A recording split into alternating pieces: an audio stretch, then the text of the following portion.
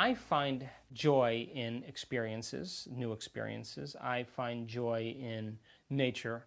But I think the true definition of joy, or the true definition of happiness, is when we're free from those attachments, those emotional states, those survival states that keep us lowering our frequency and becoming more dense in this physical world.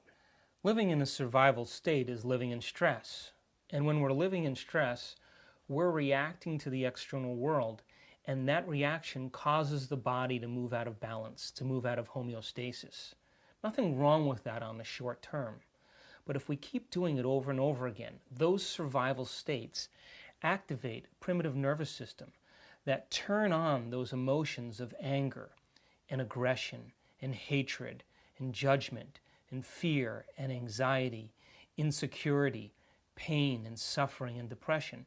Those chemicals long-term keep the body out of balance. And when that happens, that imbalance becomes the new balance.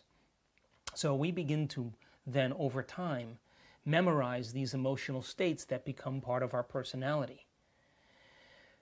That intelligence that gives us life, that's keeping our heart beating, that divine intelligence that's both personal within us and universal all around us, that invisible field that is organizing, that gives life to all things, begins to get blocked when we begin to memorize these lower states of emotions.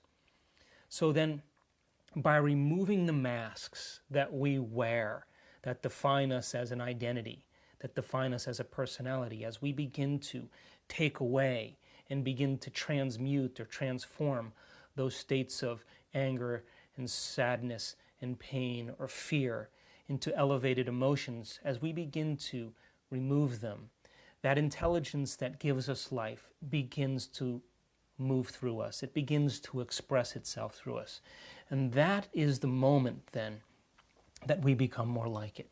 When we're happy because it is coming from within us, or because, as we said, that flow of divine is moving through us, those moments are so elusive for most of us. That's what poets and great minds always talked about.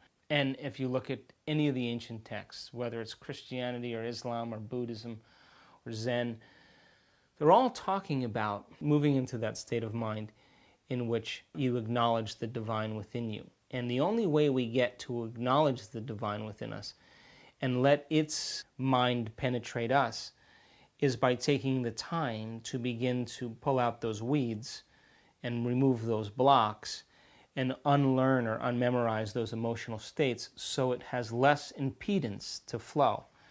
Now, I certainly haven't arrived at bliss or joy, and I don't think that the purpose in life is to always be joyful.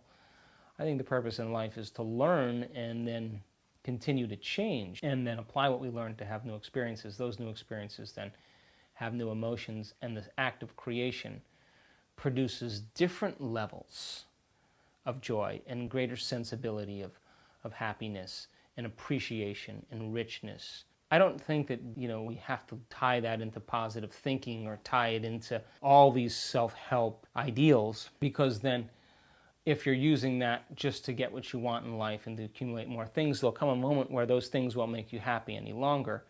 And that's the very, very important moment, I think, for most of us in our life, to begin to say, okay, how can I create happiness and move out of this state of depression or this state of escapism or a state of emptiness that nothing takes away. And as we begin to go inward and we begin to do the work and we begin to make small measurable changes, that's when that starts to flow out of us. And when it starts to flow out of us and we start to feel good, then we're more prone to emulate God. And to emulate God means is to give. And to emulate God means to create and to contribute and to make a difference.